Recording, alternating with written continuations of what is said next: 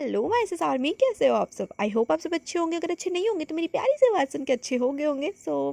ज़्यादा माइंड मत करना, मैंने मजाक किया था।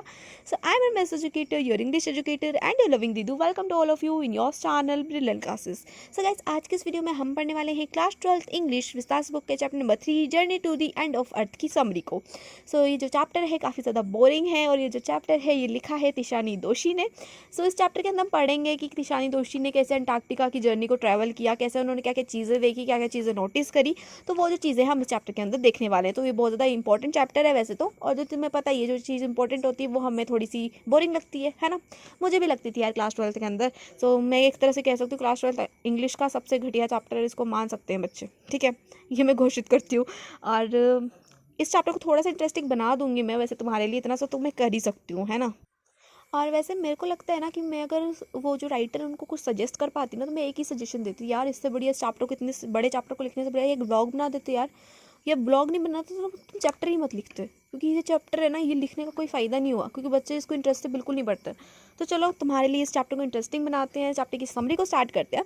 तो चैप्टर की समरी की शुरुआत होती है तिशानी दोशी की जर्नी से। तो तिशानी दोशी बताती हैं कि मैंने मद्रास से जो है अपनी जर्नी को स्टार्ट किया था, और अगर हम साइंटिफिक वे में देखें तो 13.09 नॉर्थ ऑफ इक्वेटर से उन्होंने जो है अपनी जर्नी को स्टार्ट किया था। तो सिंपली यार तुम मद्रास सुनो, मद्रास से जर्नी को जो है हमारी तिशानी दोशी स्टार्ट करती हैं, और जो उनकी जर्नी थी वो थी 100 हार्स की।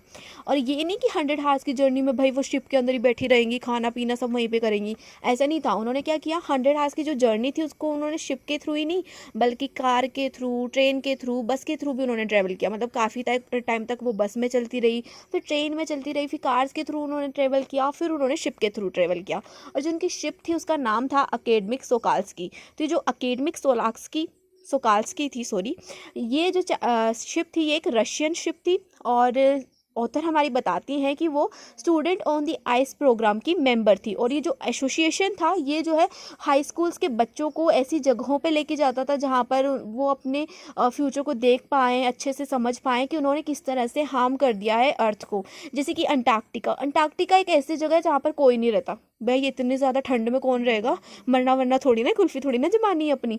तो इतनी ज़्यादा ठंड होती है, माइनस में जो है टेम्परेचर होता है, तुम्हें पता ही है अंटार्कटिका के अंदर। तो वहाँ पर वो लेके जाते हैं, जो स्टूडेंट्स होते हैं, हाई स्कूल्स के स्टूडेंट्स होते हैं, उनको वो जो है वहाँ पे लेके जाता है वो एसोसिएशन, और उनको दिखाता है कि किस तरह से हमने अपने नेचर को, अपने इन्वायरमेंट को हार्म कर दिया। ईशानी दोषी बताती है कि ये जो एसोसिएशन है student on the ice program, ये क्या करता है, ये सिर्फ हाई स्कूल्स के बच्चों को ही जो है ऐसी जगहों पे लेके जाता है। जैसे अंटार्कटिका हो गई, ऐसी जगहों पे सिर्फ हाई स्कूल्स के बच्चे ही जा सकते हैं। वो और लोगों को क्यों नहीं लेके जाते, जैसे कि कोई जैसे ऑफिसर होता है कोई, या फिर कोई ऐसे लोग होते हैं, पॉलिटिकल पार्टीज़ के मेम्बर्स होते हैं, उनको क्यों नहीं लेके जाते। उनको इसलिए नहीं लेके जाते क्योंकि उन्होंने तो अपनी लाइफ को स्पेंड कर लिया है। अब उन्हें तो कुछ देखना नहीं है यार, मरने वरने वाले होंगे वो तो, अब है ना, एक तरह से तो उनको तो कुछ देखना नहीं है लाइफ के अंदर, कुछ आगे करना नहीं है, वो कुछ कर नहीं सकते। उन्होंने तो जितना हार्म करना था नेचर को, इन्वायरमेंट को, उतना वो कर चुके हैं। तो अब जो हाई स्कूल्स के बच्चे हैं वो एक तरह से यंग है ना, यंग लोग हैं। तो वो जब चीज़ों को देखेंगे, चीज़ों को देखेंगे कि कैसे उन्होंने एक तरह से हार्म कर दिया है, एक तरह से बहुत ज़्यादा मैसी सा कर दिया है इन्वायरमेंट को, तो वो उसके बारे में कुछ सोचेंगे, उसको ठीक करने के बारे में कुछ सोचेंगे, है ना। वो बोलते हैं ना कि जो बच्चे होते हैं वो फ्यूचर होते हैं देश का, तो वही चीज़ है कि वो कुछ सोचेंगे उसके बारे में, उस चीज़ को ठीक करने के बारे में सोचेंगे। तो इसलिए वो बोलते हैं, जो एसोसिएशन के जो मेंबर्स हैं वो बोलते हैं कि यहाँ पर सिर्फ हाई स्कूल्स के बच्चों को ही लेके जाया जाता है। तो तिशानी दोषी थोड़ी सी हिस्ट्री के अंदर चल जाती हैं, इतिहास के अंदर। वो बताती हैं कि पहले जो ये हमारा पूरा वर्ल्ड था ये पेंजिया कॉन्टिनेंट हुआ करता था। जैसे कि मतलब अब अलग अलग कॉन्टिनेंट होते हैं ना, एशिया, अफ्रीका, अमेरिका, ऐसा नहीं होता था पहले। एक पूरा जो है पेंजिया कॉन्टिनेंट होता था, एक लैंड होता था पूरा। और जैसे कि मतलब ये बिखरा हुआ है ना, जैसे अलग अलग देश होते हैं, जैसे 7 समंदर होते हैं ना बीच में, वो वाला सीन नहीं था पहले। सारी जो लैंड थी वो आपस में कनेक्टेड थी। तो फिर क्या होता है ना कि ये जो पेंजिया था ये 2 कॉन्टिनेंट्स में डिवाइड हो जाता है। पहला होता है लोरेनिया और दूसरा होता है गोंडवाना। तो लोरेनिया और गोंडवाना लैंड्स के अंदर ये जो डिवाइड हो जाता है। अब जैसे तुम देखते हो ना, अगर तुम अभी भी अगर मैप उठा के देखोगे तो कई कॉन्टिनेंट्स ऐसे होते हैं, अगर तुम उनको एक तरह से पजल की तरह सॉल्व करने की कोशिश करोगे ना तो वो आपस में जुड़ से जाएंगे, एक तरह से कनेक्ट से हो जाएंगे, है ना, एक तरह से बिल्कुल सिंपल सेम हो जाएंगे, एकदम से कनेक्टेड। तो ऐसे लगता है कि ये जो पूरा वर्ल्ड था, ये जो पूरे कॉन्टिनेंट्स थे, ये पहले क्या थे, इकट्ठे हुआ करते थे, लेकिन फिर बाद में ये अलग हो गए। पेंजिया जो था वो अलग अलग हो गया, 2 पार्ट्स में डिवाइड हो गया, लोनिया और गोंडवाना में, ठीक है। तो यहाँ तक समझ में आ गया। हिस्ट्री के बाद में वो बाहर निकलती हैं, फिर से वो बताती हैं कि जब वो अंटार्कटिका के अंदर कदम रखती हैं। तो जितना भी उन्होंने टेंशन ले रखी थी, मतलब 100 आवर्स की जर्नी में यार बंदा थक तो जाएगा ना, तो वो इतनी ज़्यादा थक गई थी, मतलब सब कुछ इतना ज़्यादा वो थक गए थे, जो लोग थे उनके साथ में वो ज़्यादा टेंस्ड हो गए थे, है ना। तो उसके बाद में जब उन्होंने अंटार्कटिका को देखा तो एकदम से हाय क्या सुहाना मौसम है, मतलब इतनी ज़्यादा ठंड थी वहाँ पे, और दूर दूर तक जो है ना वाइट लैंडस्केप दिख रहा था, मतलब वाइट कलर की ऐसे परत सी दिख रही थी, जैसे वाइट चादर बिछा रखी हो। अब तुम आइस को देखो, आइस कैसी होती है, वाइट ही होती है ना, तो हर जगह पे आइस बिखरी हुई थी। तो मतलब देखते कि हाय कितनी अच्छी जगह पे आ गए हम, है ना। तो फिर जब वो नोटिस करते हैं, उनको जो एसोसिएशन वाले थे वो बताते हैं कि देखो कैसे ग्लेशियर्स पिघल रहे हैं, कैसे जो है यहाँ पर जितने भी क्रिएचर्स हैं वो कैसे जो है बीमार हो रहे हैं या फिर मर रहे हैं। तो वो दिखाते हैं उन चीज़ों को कि कैसे जो है देखो हमने कितना ज़्यादा हार्म कर दिया है अपनी अर्थ को, कि अब जो अंटार्कटिका है ये भी उस चीज़ को फेस करने लगी है, इसके ऊपर भी वो इम्पैक्ट होने लग गया है। जितना हम अर्थ को हार्म करें, अब हार्म कैसे कर रहे हैं हम अर्थ को, हम माइनिंग करते हैं, हम डिफोरेस्टेशन करते हैं, तो ये जो चीज़ें होती हैं ये बहुत ज़्यादा हार्म करती है हमारी अर्थ को, और इसका जो इम्पैक्ट है वो अंटार्कटिका के ऊपर भी दिखने लग गया है। अब यहाँ पर कितने ज़्यादा ग्लेशियर्स पिघल रहे हैं, है ना, तो ग्लेशियर्स पिघल रहे हैं, पानी बन रहा है आइस से, तो वो बताते हैं कि किस तरह से हमने जो है इफेक्ट कर दिया है अपनी अर्थ को। तो सभी लोगों को वो बता रहे होते हैं। तो हमारी जो तिशानी दोषी हैं, तिशानी दीदी है, वो भी अपना ज्ञान थोड़ा सा दे देती हैं चैप्टर के अंदर। वो भी बताती हैं कि हाँ देखो हमने कैसे से अर्थ को जो है कितना ज़्यादा माइन कर दिया है, कितनी माइनिंग करने लग गए, हम डिफोरेस्टेशन करने लग गए, हम वाटर गंदा करते हैं, हम सब कुछ गंदा करते हैं ना। तो वो ये सब चीज़ें बताती हैं आगे स्टोरी के अंदर। तो ऐसे ही जो है स्टोरी चलती जाती है। फिर वो बताते हैं कि जो एसोसिएशन वाले हैं वो हाई स्कूल्स के बच्चों को यहाँ पर लेके आते हैं। क्यों? क्योंकि उनको पता है कि अब जो ये फ्यूचर है वो तो ये बच्चे ही हैं। अब जो भी फ्यूचर में जितने भी रूल्स करने हैं, रूल्स एंड रेगुलेशंस आगे बढ़ाने हैं, वो तो सिर्फ ये बच्चे करेंगे। अब बाकी के जो पॉलिटिकल लीडर्स हैं या फिर जो कोई और मेंबर्स हैं हमारी सोसाइटी के अंदर, वो तो अब बूढ़े हो चुके हैं, मतलब वो अब कुछ नहीं कर सकते हमारे लिए। तब जो कुछ भी हैं वो सिर्फ बच्चे हैं, तो बच्चे ही अब जो है आगे की कारोबार को संभालेंगे एक तरह से। तो इसलिए जो है हाई स्कूल्स के बच्चों को वहाँ पर लेके जाया जाता है।